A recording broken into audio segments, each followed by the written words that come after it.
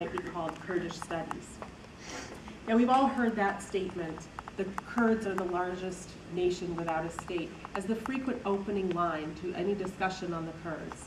And this statement is both defensive and informative. It says, the Kurds are a nation, nations have states, but the Kurds don't have one. It also assumes, mostly correctly, that most people do not know who the Kurds are because they don't have their own state. And to the extent that the average person in the United States anyway knows about it, it's people whose grouphood is associated with a recognized state. And so while this statement may be uttered with more frequency in the media, scholars working on Kurdish-related topics have historically adopted the same defensive stance, which has often stemmed from their sympathy with the people who are the focus of their studies. This statement has also been the guiding light, even behind the vast majority of scholarship on the Kurds until very recently, and even now the trend continues. Scholars working on the Kurds have wittingly or unwittingly constructed their projects around the things that are most important to Kurdish nationalists.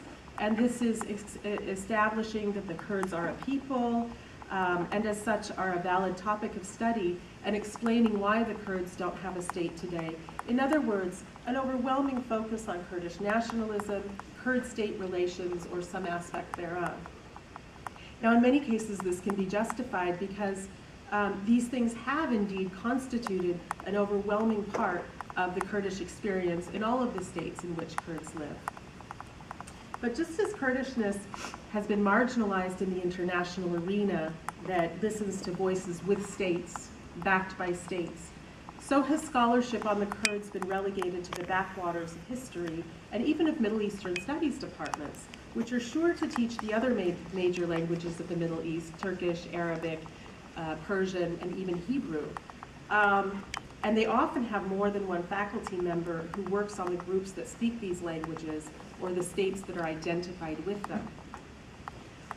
Furthermore, to the extent that scholars do work on Kurdish topics, they're frequently marginalized in the field at large and have faced enormous difficulties in conducting research in the states that house Kurds, since these states have looked unfavorably upon scholarship that views Kurds as legitimate subjects of study, since their official policies have generally been to deny or repress that identity, since it hasn't dovetailed well with official state-sponsored nationalist identities. And so this has led to a complicated situation in the scholarship on the Kurds with no state to promote Kurdish studies or grant access to archives and other materials. Scholars working on Kurdish-related topics have had to settle for less than desirable sources and or be extremely creative in constructing their projects. At the same time, their focus cannot help but be informed by the Kurds' very statelessness and the dilemmas that it poses to researchers, and as such, the reasons for this situation, which centers around Kurdish identity politics, these have tended to pique the interests of researchers for academic and personal reasons.